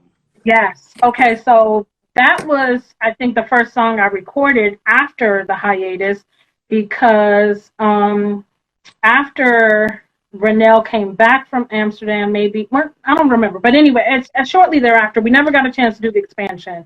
And so he was recording his album with K Murdoch from Panacea, who, again, think about like childhood dreams. I just remember Ink is My Drink. My ex was such a fan of Ink is My Drink. He had Pocket Protector, Ink is My Drink. And I told K Murdoch, he was like, I didn't even know Raucus made those. Like, Raucus was just over the, killing it with the merch at that time. They were merch geniuses, too. I mean, for people that don't know how Raucus was just not just the talent. It was the way that they marketed everything. But anyway, I was such a fan of K Murdoch. I wanted to record with him, too. And so Renell made the introduction during that album. Him and Artemis had already had their verses recorded for Better Than the Rest. And I heard those verses. It was over a Gressel beat. My friend, shout out to Holly, had seen Gressel win a Beat Conductors event, and she had been telling me about Gressel forever. This dude named Gressel's so dope, like you would like him, blah, blah, blah, he's awesome. So I was like, who is this guy, Gressel? I don't know, he's dope, but he's won Beat Conductors. I didn't even know who Beat Conductors was. So anyway, on that quest, I, wanted to be a part of it. And so Renell introduced me to Kay. I started, I heard the song. I said, we going in the studio now to record this. I even told her, I said, I'm so inspired by this song. Like, I'm going over the hook. I'm just going to rap. I don't know how many, but I'm not doing 16 bars isn't even enough. I'm just going straight in. Like, I'm just going to keep rapping to the song ends. And Renell said, that's what I want. I want you to kill it. I want you to come in and I want you to just go. And he just kind of let me do me. Yeah, so shout out to Subsy, yes. But yes, it just doing me was it. And I just felt so at home in that space. And I just enjoyed the recording. I think we recorded that at WHUR at the time where K Murdoch was working. And it was just funny. I was bitten at that point in time. Right now says, "You're in my good graces. The world is yours." Yes, but it just was. It was a great experience, and that was kind of the bug for me to record my album because I remember saying to K Murdoch, and Artemis and Renell were really urging and saying like, "Why don't you work on your album?" And I was like, "Right, I'm not doing an album." And Renell would ask me every day, "What are you doing with your music?" And the fact that he mostly asked me the first time, like, well, when can I get a date? The next conversation was, what you doing with this music? It was like, I don't do music. Yeah, but what you doing with your music? And he didn't take no for an answer. He was just unrelenting. And I was like, this dude is like, I don't do music. What is he thinking? But at the time, it was what I needed. It was what I needed to hear. And, props to somebody who is yeah, okay. And it was somebody who would really encourage you to write, like, keep going and like don't give up. Don't allow anybody to take that from you. You're dope. You should get back out there and get back on the horse. And I did, But I started recording. You eventually did, got there. Great job, Renell, once again. That's like what Philly used to do with everybody. Like, let's do this song. Let's do this song. Yeah. And you're like, oh, let's do this album, let's do this. And, exactly. It just kept going. And then it got to the point where, like, okay. Yeah. So that brings me to the next question, the albums. Yeah. Let's talk about, like, your first album to, like, the albums that you've been doing. Yeah.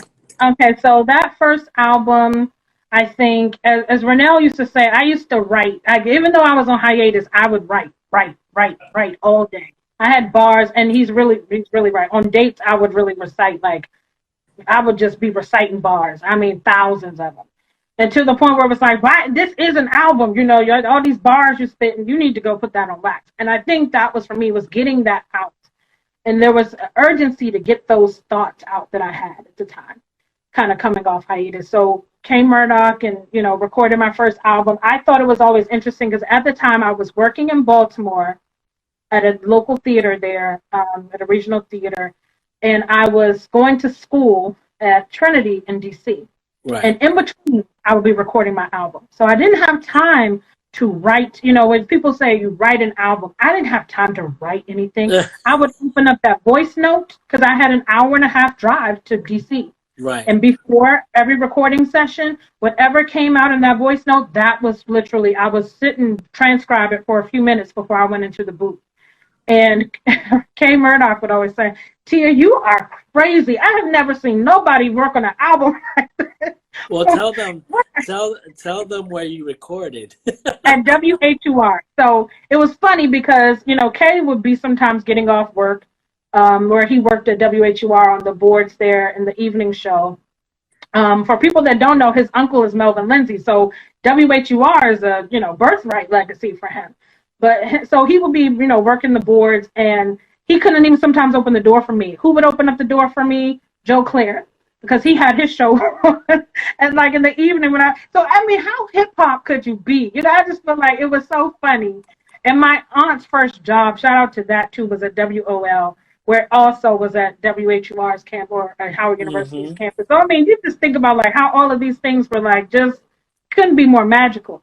But that album was all voice notes that I recorded going from, and then sometimes the beat would change. I'd be like, hold on a second. As I was coming here, I had this written on this beat. I had this thought, that I was going to put this on this beat, but now I have to spit to it. It's not working.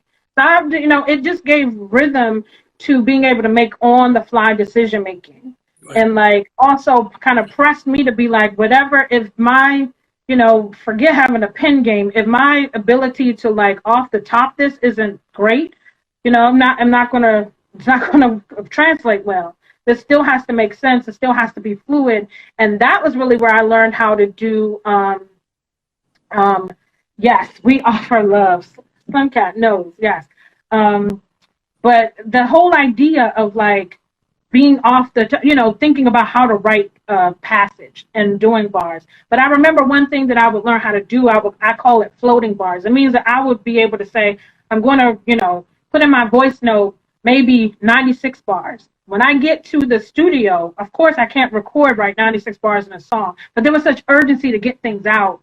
I would just take what was on the page, as I'm transcribing, what out of that 96 things that I spit that I liked the most, whichever right. lines.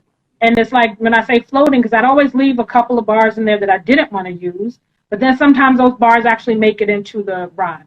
So it's like as I'm, reading, I might be editing at the same time. And I realized that I had the left brain and right brain, I guess, skill to do that. But right. I didn't know it was a skill at the time until K. Murdoch told me, he's like, that's actually like a really like unique thing that you can rap what's not on the page and like also be at the same time to like edit your rhyme while you rap it. There's not too many people who can do that. They got to stop the session, scratch out the stuff. You can just do that. So I realized that was a skill, and I said, oh my goodness, I have to, cultivate that. So that was really the beginnings of the album. And during that time, which is funny, K. Murdoch wound up having his baby, his first child. And I feel like my album may have inspired that. He was just so, and love from that album that he and his wife just said, I'm inspired.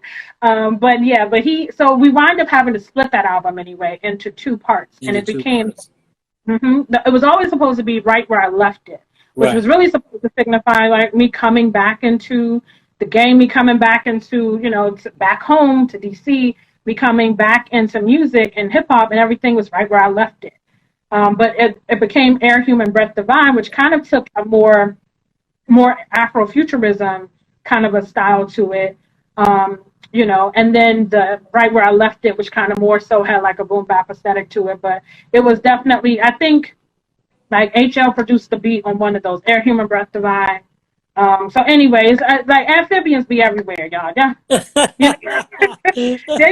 It's still everywhere. So when people be like, I don't know, look, they still, it's everywhere and everything. They in everybody's stuff. Like, and there's a fingerprint on everybody's stuff. Right. Let's talk about Amphbns. Amphbns had a website long ago. Yeah. We had a website, and we had a message board. Yeah. And you were one of the you were actually on the message board. Yes. I was not one of the antagonists, though. I was one of the protagonists. Because, listen, this message board, look, I think that Langston had a great idea. I just feel like at that time, message boards kind of were the thing. And I was a message board baby. I was like on, listen, I was so deep in it. I started on the Source message boards. Then we had, as a site, I'm talking about the message board community, said, we tired of the Source, we about to all go to UGHH, undergroundhiphop.com, and go to their forum. Because they ain't treating us right at the Source forum. They're not archiving our shit. They're not allowing us to post links. You know what I'm saying? Like, forget them. We're going over to UGHH. And so UGHH, I was not A at that time, but it's how I met so many people. And, message boards, that's just what the great thing was. It was also how you facilitated a lot of the songs, right? It was like at some point I would be, on the rhyme boards. But that was so great about, the Amphbns message board, because it was a place to discover, you have the different topical areas. But what it was, I feel like controversy breeds great ideas because it's disruptive. And there was always some controversy on that board. Always controversy. Oh my! But that was the great thing about it. It's like you could get immersed in that. And to be honest, the same thing was happening. I was on OK Player too. I was on the OK Player street team. The OK Player way that I would get a bigger community. where you but actually met yeah, people. So yeah, and shout out to, I met my friend Garth, who became a part of Omega Tropolis, my crew, through OK Player. hmm And he was on the street team too, and we met him, and it was so interesting. Like, it's how I got to Richmond, because the person who was in charge of, I was on the Mid Atlantic street team. It was like this thing called MIAC or whatever, something like that. It was like the Middle East. Eric Tucker was my the person who was in charge of my street team, and right, he lived in Richmond, but he went to VCU. I went to James Madison University, and he drove me to Richmond because that's where he lived. And so I would go hang out with my friends. That's how I got there. So message boards, I mean, just brought people right, together. right. So if I feel like the Amphbns message board was a space for that kind of, community, like I said.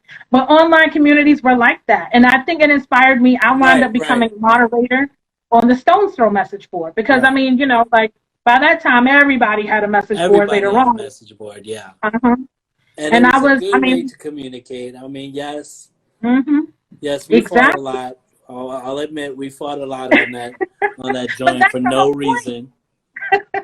UGHH, when I first came, I mean, think about it. Like, we up as a community. Who would ever even think of the autocratic power or democratic power or whatever that a message board community says, wait, this site ain't treating us right. Sorts, we Right. out. We going to UGHH. And I mean, I'm talking like 170 people, went to this message board and facilitated and built those forums up. And, we had our own little cliques and our own little teams. And, people would have, oh my goodness, you would be sitting on Instant Messenger writing rhymes for people. That's how I would write rhymes sometimes. But Right, on right. Instant Messenger, line for line with people, you write a line and I write a, just the most, kind of like weird to say now in this time.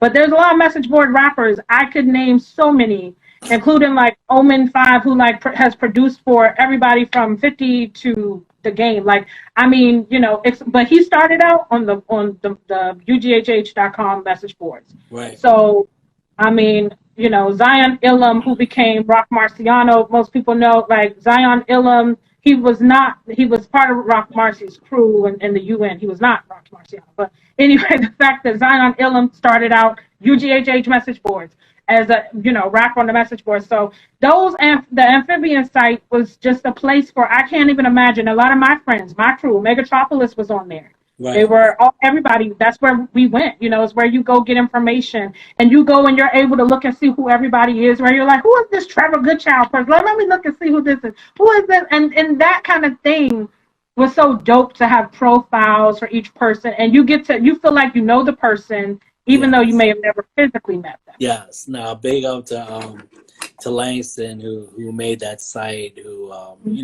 worked really hard on that site. Yes, he was stressed out due to all the drama. He was just like, "What is going on?" I was like, I don't Yeah, know. So I mean, we got but we got a crew. You know what I'm saying? There's some crazy people. exactly.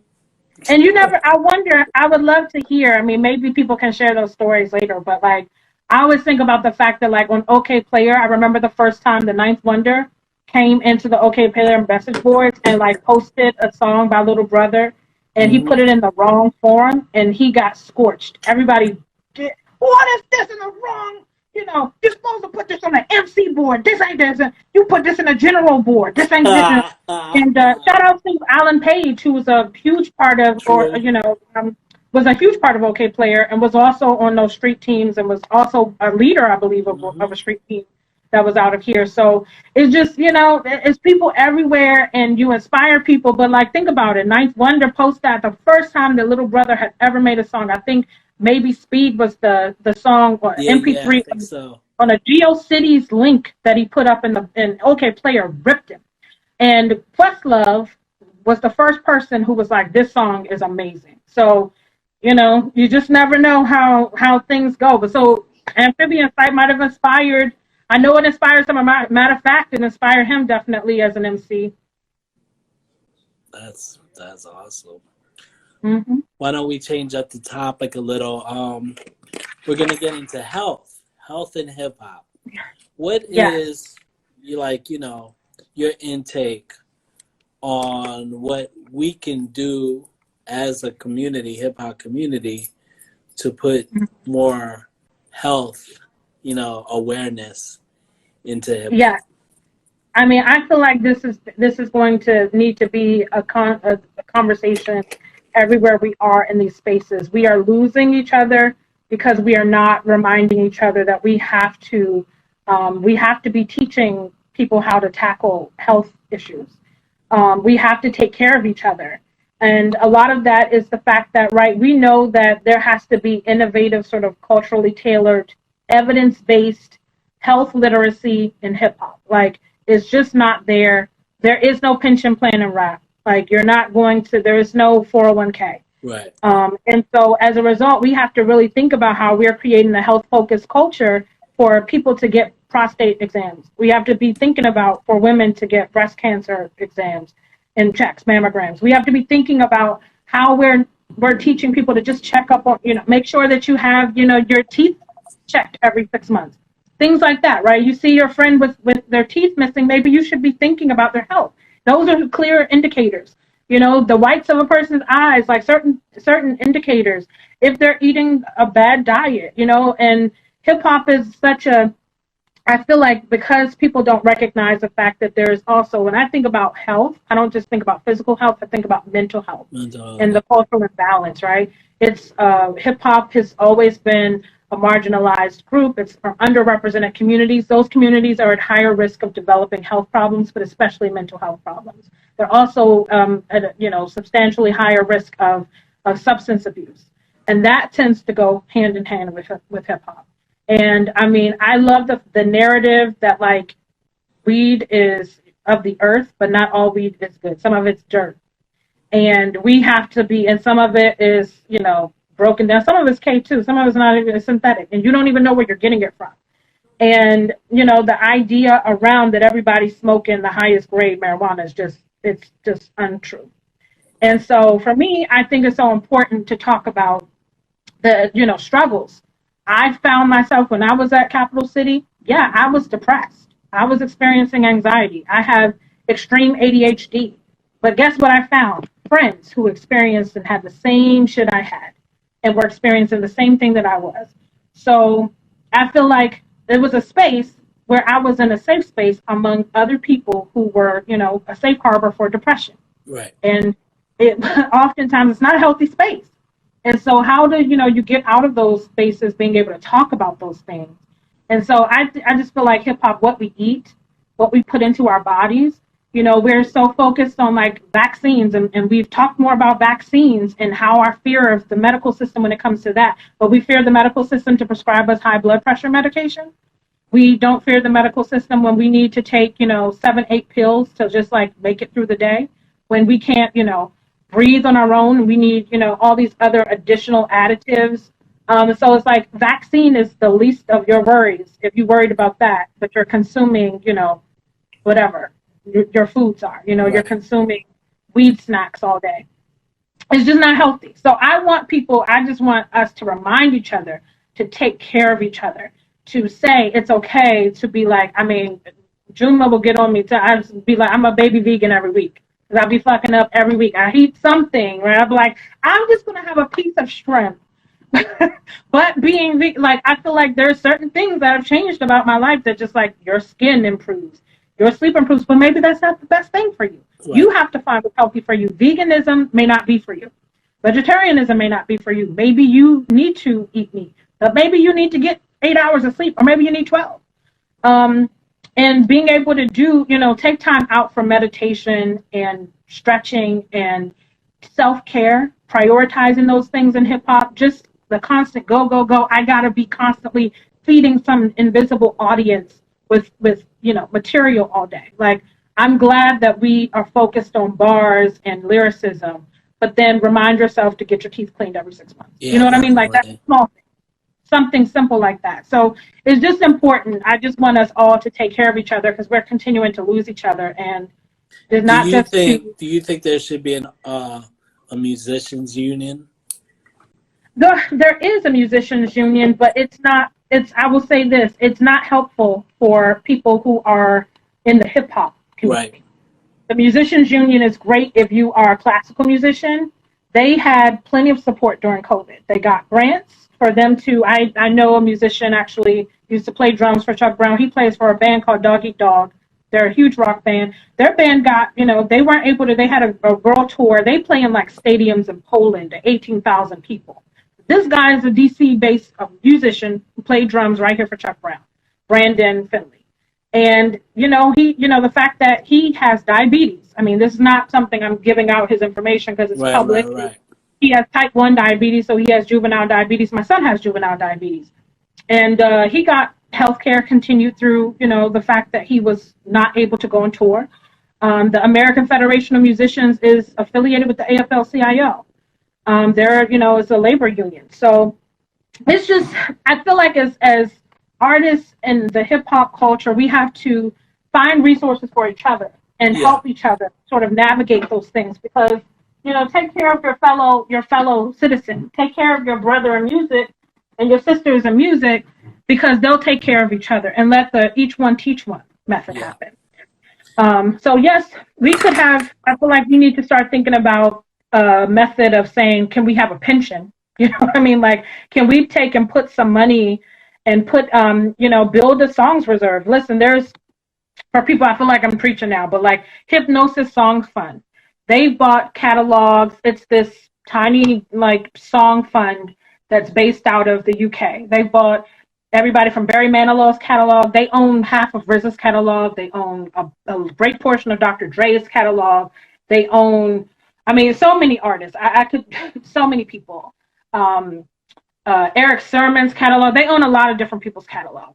Okay. And what I will say is that they're using that song fund to eventually be what it probably be a commodity that's traded on the market. These songs will actually be, when you go to trade stocks, this will actually be a hedge fund. And if you think about the fact of how brilliant that is, that Barry Manilow is going to get, probably got like, $300 some million for, 600 plus songs. And you think about the fact that him streaming and where that's going, you're not getting paid as much.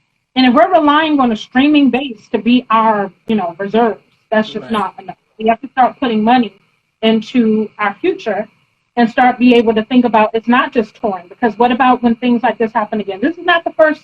It's the first pandemic. It won't be the last. Right. So we have to think smarter and be thinking about, how are we able to access wealth on a grander scheme? And like as artists, monetizing our music, being able to, do sync licensing and being able to say, I'm going to actually start thinking about how to make jingles. For I didn't get it, but I just tried to get a jingle with the bank. And, I was working with eTurn, shout out to eTurn out of Orlando, but we were working on this jingle and the bank, it's just corporate heads and they didn't really understand it. But the fact is that, being women of color, we wanted to present this in a way that was authentic for us, but it was a little too hip hop for the corporate executives. Despite the fact that it's, we were so like, they want a scenario. I thought that was funny. And I was like, scenario, we're giving them like the salt and pepper thing that they wanted. But sometimes it's just not there. Right. So, the corporations, listen, hip hop is the biggest consumed art form in the world. It will continue to be. It could be a traded commodity on the stock market. We could have an IPO for hip hop. But we need to be able to get together as a community and start thinking about that. And start building equity in the music that we've created. I'm sorry I had a preaching moment. No. Hey, no. That's all dope. That is what you just said was all gems right there, for real. So I hope everyone took that in. Why don't we talk about your podcast? Yes. So my podcast, I love this podcast because Grande Locke is this podcast based on the word grandiloquent. And as you can see, I like to talk a lot. But I do this podcast with Artemis and Ian Taranji.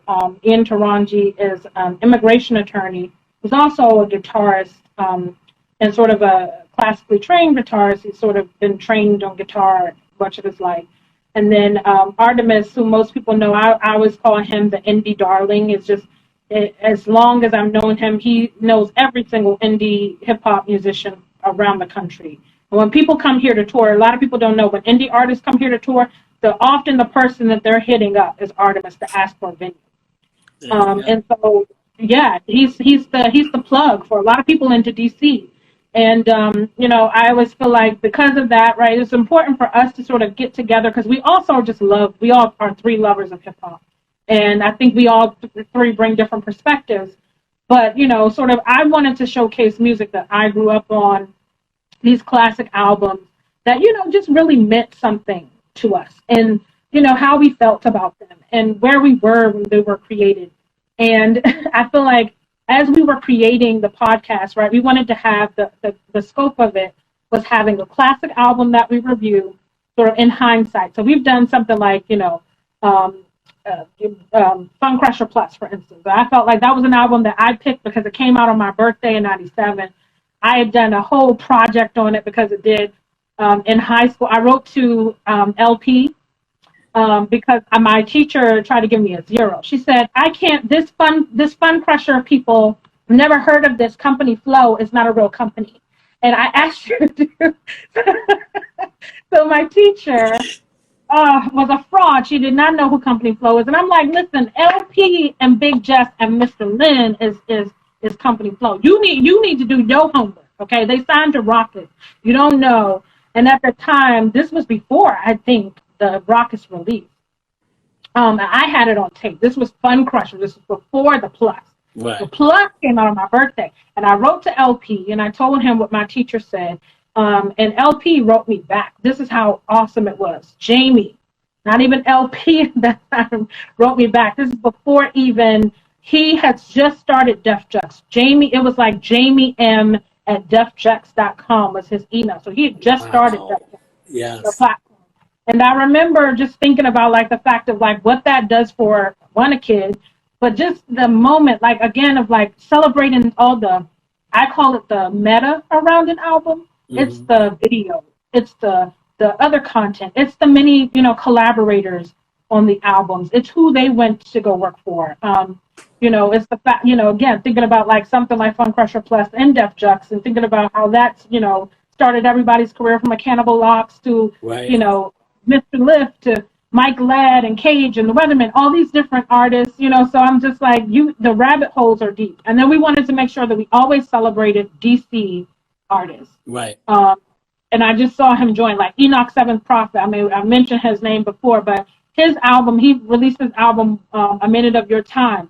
I feel like that album kind of went under the radar, but we could bring it out. We could extrapolate, like, listening to this album and picking our favorite songs and being able to say, listen, this album is dope, but not just like, oh, it's a dope album. Like, really give a constructive reason why it's dope.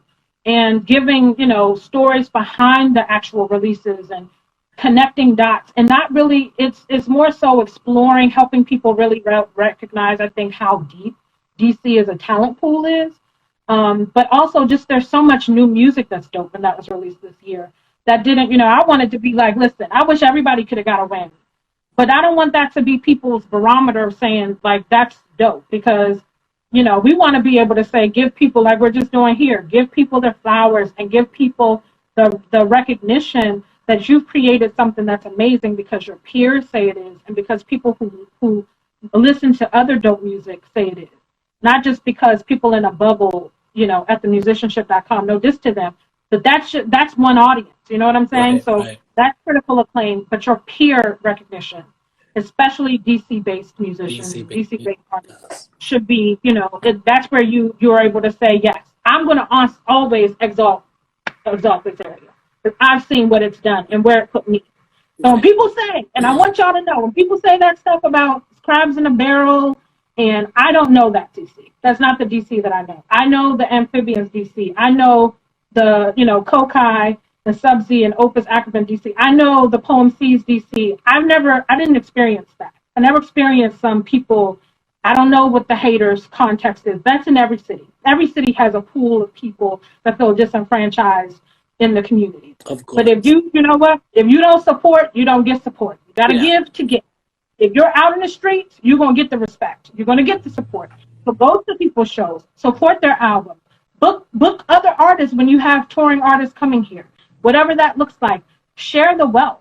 Show that, Yeah. look, like, there's dope people in my city. I don't always have to be the person to be on the stage to be able to say, listen, I want you to, look, I could put Impulse on this stage and he's going to rock it nonetheless.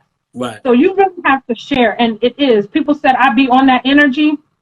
I'm going to say I'm an energy trademark. Like, energy is me.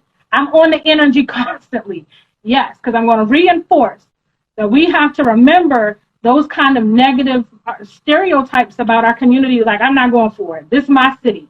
And I'm going to stand for it and make sure that people recognize it and identify that we have a creative culture and ecosystem here that has existed for decades. Right. And it supports each other. And that's very dope. Everything you just said. Yeah. Very Support dope. it. Because, listen, also on top of that, the radio station, WPFW, local radio station here. We just lost one of the channels.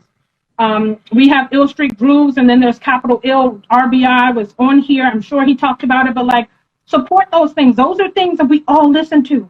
We listened to prior to that. I grew up listening to 1580 AM, and that was a station I listened to and I record, off the radio, and that was my mixtapes. So support your local radio and, the indie radio that plays your stuff. Support King RG and their platform. Support this platform, Fresh Convos. Look at these conversations. They've had, you guys have had Tony Blackman, RBI, and then Little Me. Like, in 3 weeks. Amazing. You got the whole bricklayers of DC, excluding me. These people lay bricks prior not to me. excluding you. Nah, that's dope. Why don't you tell people what you got going on next? Yes. So with all that said, after I just said I'm the energy, right? I feel like I'm stretched a little thin, but it's okay. I'm right now working on my first movie soundtrack, which is pretty awesome. A roller derby horror film called Valentine Crush. It's for people who know about roller derby. It's very important to me. I feel like, I talked a little bit earlier about this female MC archetype that kind of is very kind of troubling for me, the language and everything else. But then I also recognize the importance, right, of kind of women have to have a space where we can feel, safe in hip hop. We can have a safe space. And so the fact that roller derby is a community that's oftentimes led by a lot of women. And it's a sport that's a family sport. It's in a lot of different cities. DC actually has a really robust roller derby culture, as well as Baltimore. And so this film is going to bring out some of those elements. But I love roller derby. I stay on the energy. So look, I like to bust people up and knock them over and roller skate and do my thing. But this soundtrack is the first time that they're including hip hop on the soundtrack. And so I've got a chance to participate in that and build that, and I'm working on that with different people. Unknown is, and I have a project coming up. Shout out to Unknown, who just has, oh my gosh, I don't even know where to go with the man that is Rich Patterson and what he has been in my life. Kind of like most people don't know, I started out producing right kind of at the time I was MCing, as I mentioned, using like Fruity Loops. And I kind of put the skill down for a while. And, I feel like people like Unknown really cultivated that, like, you are a producer. Like, production doesn't necessarily mean beat making, right, but you can learn that skill too. And so I really started getting into making my own beats and scoring my own stuff and making it sound the way I knew I wanted my aesthetic to sound. And I also don't like to wait on people or ask people. But I, salute to like all these other people that I get beats on a weekly basis. I feel like when I started, I had no beats. Renell gave me throwaway beats. No offense. So Renell he had a bunch of beats in a folder. Renell is a beat hoarder. And I was like looking for beats. So Arnell had tons of stuff. And I was like, I just picked out of stuff that he had. Right. Not they were throwaways in that way. They were just beats that he hadn't used. I call it throwback, but not to disrespect, because they were all dope beats. Like I said, I got HL beat out of there for Four Brothers. I got some stuff out of there that was just great. Gressel beats, but nowadays I don't even have to ask, and that for me is a tremendous opportunity when I'm working on an album with Unknown, and right, like he's sending me beat packages and stuff. We're working on like creating a story storyline, and no longer just thinking about like beats as I listen to them. It's like, where is this beat going sonically? What does it look like? What does it smell like? What's the texture? Is this a charcoal? Is this wood? What element is this channeling? And it's gotten so much deeper as I've listened to it. He's really taught me how to listen to music in a different way, to convey a certain emotion. It's too many minor chords in that song for you to try to do something upbeat on it. But maybe if you think about how to string it gradually pull it to that point. So we're working on a bunch of different things, a mythology project, which I said, I'm really thinking about the next thing for mythology, and exploring that, which you'll hear. I'm a true mythology fan. And like I said, going to a more science school, mythology is a just folklore. I'll say that is a thing, and folk music, and what that means of indigenous music that is created, as a folk lens. And so I'm working on a project with the producer, indigenous producer out of Arizona. We're working on something together, a small EP that we're doing for Fake 4, the label. And so it's different things. I've got a project I'm doing with Team Demo that's coming up shortly thereafter, like this Hell Hath No Fury kind of Hell or High Water, I think it's called. I forget what we call it. But I got that project coming. And I've got Skygood Part 2 coming as well. And then, because I've been really focusing on, again, my production and beat making, I am in this Nerdcore VPC competition, Vocalist Producer Challenge. And I'm a producer this year, and working with my partner, Mark Cooper's my partner. We've been working together, but it's somebody who also gave me some ideas on beat making, like sent me a few sounds, taught me what splice, how to use it, like stuff like that. Like give you a tip every so often that you can put together. So I'm really exploring the beat making side right now, and I hope to have an instrumental album out. That's dope. What have you been using? Well, now. So I use I was going to use Ableton, but I started out on Logic Pro, and so right now I use Reaper. Reaper is something that John Lane uses, Praise uses, all producers I love, Roddy Rod uses. So Reaper is something I really like. It just became the instrument that I respect and like a lot. But I really want to start, I really want to get an MPC and start using that. And I'm like, the thing is the music just lives within you. I am always, they call me the sample oracle for a reason, because my father used to make me read liner notes when I was young, and being a musician himself, my dad plays bass. So yes, I know every song, that James Jamerson played on. Yes, I know everything that, the Crusaders made. I know everything that Jaco Pastorius did, and just different artists because of that. Michael Henderson, so I know great loops, and I feel like I can put this together if I just follow my. Some guy said Kev uses Reaper. Reaper is a tool, man. It's a monster, and I'm so glad I got a bunch of plugins. Shout out to DJ Roddy Rod for loading my plugins up, like the plugin god. I don't know how much he's selling it for, but he got the plugins, right? So I feel like in a little way, I've been touched. I actually ask producers that I love, what's your, I sit at their feet and try to ask them questions about what's your process?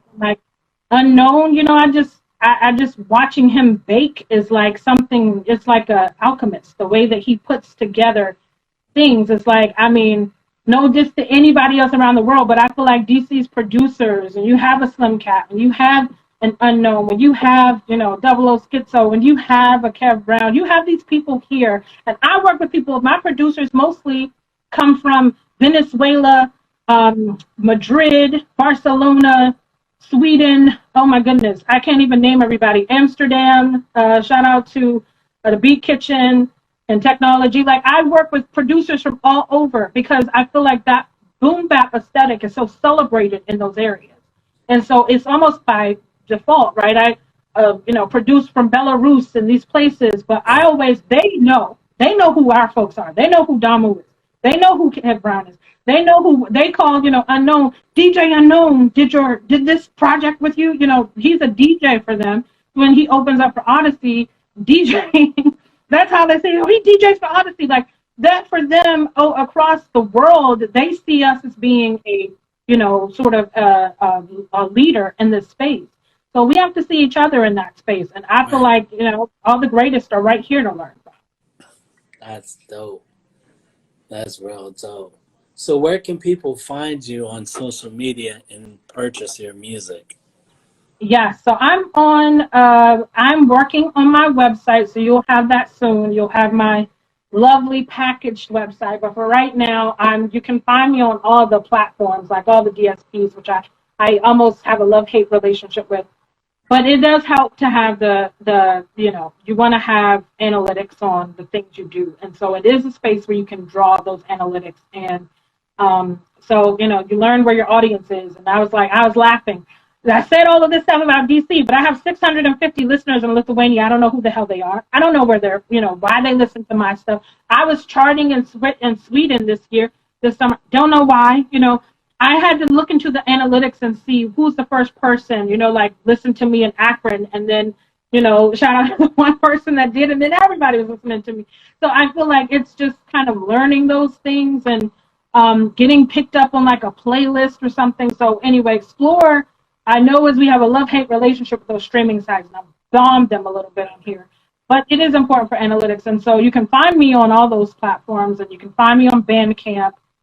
A Tale of Two Masters is my most recent album, and it explores. I talked a lot about folklore. It's based on the blues around Robert Johnson actually making a deal with the devil, and so did he to broker his soul. And so the album follows that. But the reason why that is because kind of thinking about A Tale of Two Masters for me, it's about the identities of who you are, right? Like I'm an artist, but I'm a mother. Those two things sometimes don't actually interact or integrate very well. Right.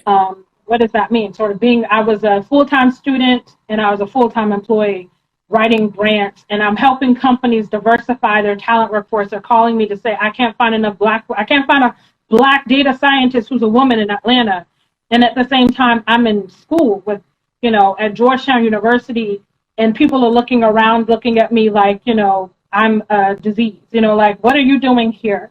I'm a byproduct of DC public schools, PG County public schools, a Moore school, and I'm sitting right here at Georgetown University that has their endowment because they sold slaves. You know what I mean? So I feel like in many spaces, we have to always remind ourselves that we are here, that we are the originators of this stuff, that we are everywhere on the planet. Hip hop is celebrated. Right. It is the thing.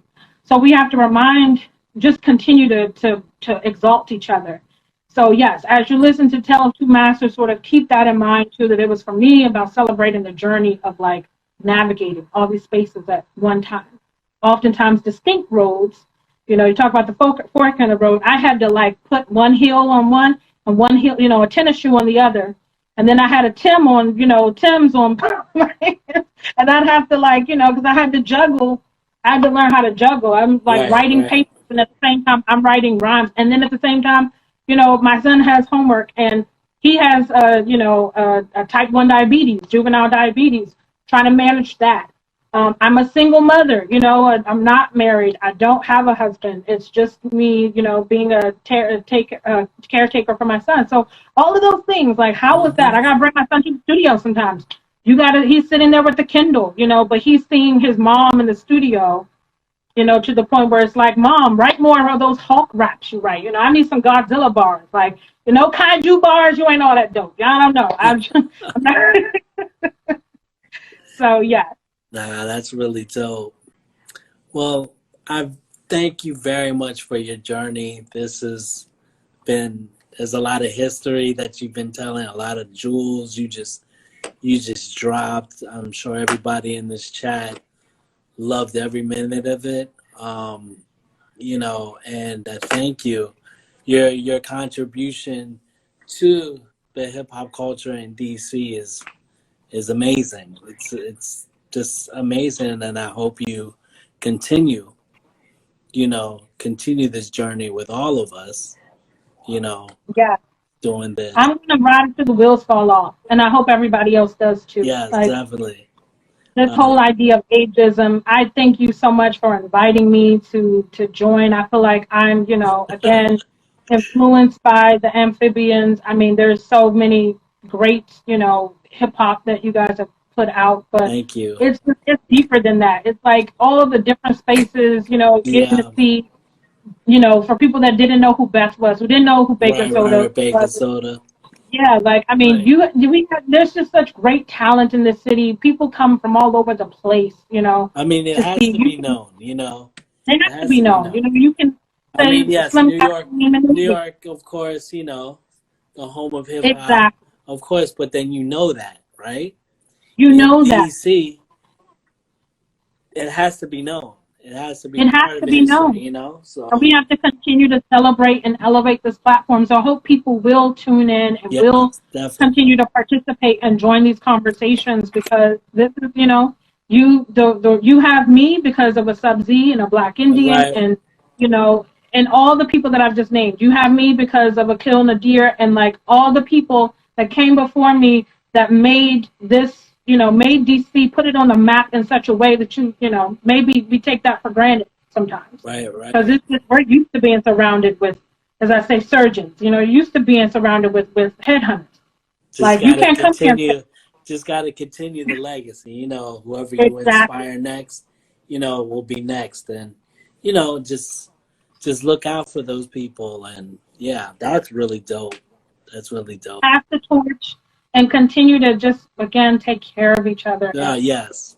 Yeah, Health yeah, is that's, very important. Like she yeah. said, like we had a segment on health. It is very important. Look out for your friends. Mm-hmm. Definitely call them. Let them know you love them. Give Yeah, them their flowers while they're here. yes, I absolutely. got an announcement to make. A special announcement. Amphbns has an album coming out called Crush. The first single is out. We released it on 4/20, which was yesterday. Yeah, we Yeah, released it yesterday. It's called Sensa Mia with Jamal. So there's a lyric video yeah, up on YouTube. So it's Amphbns YouTube. yeah. Subscribe and Jihad. Who watch I it. know is Jihad. So it's a dope song. It's produced by Theory. And yeah, I'll say like this: Crush is a dope album. I think everyone's gonna love it. Everyone's gonna be happy once they hear it. And Mm-hmm. also, yeah, check out amphbns.com. We have new merch. I had to do laundry today, so yeah. So unfortunately, it's in the laundry. But next week we got the amazing Sub-Z next week. Who I've talked about. Yeah, Listen, tune in. If y'all didn't tune in tonight, there you go. you can just be clipping. But if So you don't do nothing else with your life, like right. listen, all you people putting these lists together, I don't respect your list if it ain't Sub-Z on it. Period. If it ain't got Sub-Z, I don't want to see your list, bro. I'm just Yo, telling you, but I'll stamp that. Come for right. me, at me, all of those things. Yes. There you go. Sub-Z, yeah. So Sub-Z is next, and then we're gonna continue. I've done interviews on Zoom, pre-recorded interviews on Zoom. So we're gonna continue after Sub-Z. It'll be Wednesdays. So after Sub-Z will be Queen Heroine. Queen Heroine for the Yes. Juggernauts. I just reviewed the Juggernaut. Listen, Breeze Bruin is one of my, I didn't even mention him as influence, but like, look, Oh yeah. again, talk about exalting women. I love the fact that, like, look, the whole family is teachers. She's a teacher. She's an educator in New York City public schools. Like, all of them are, actually. All three of them are educators. But Juggernauts, amazing. I just love, so I'll be cool. That's my, It's I love seeing her. amazing group of brothers and sisters, Yeah, literally. that's right. Yeah, Absolutely. definitely. So, thank you very much, Prowess. It's been an honor for you to be on Fresh Convos, and please check out our music. Yes. No excuses. Just check out our music. You know what I'm saying? Yes. And Thank and you so buy much. it and purchase it and support. And Yes. I'll see you in DC. Yes, absolutely. I can't wait to be on the welcoming committee and Yes. go pick up Crush, because like Amphbns new music. Y'all got like this is a treat. So yes, I'm about to enjoy So this. yeah, so we made the special announcement on your episode. So that's dope. Yes, Meant to be. I love it. So all right, y'all. You guys take it easy. Have a great evening. We'll see you next week with Sub Z and peace. Peace.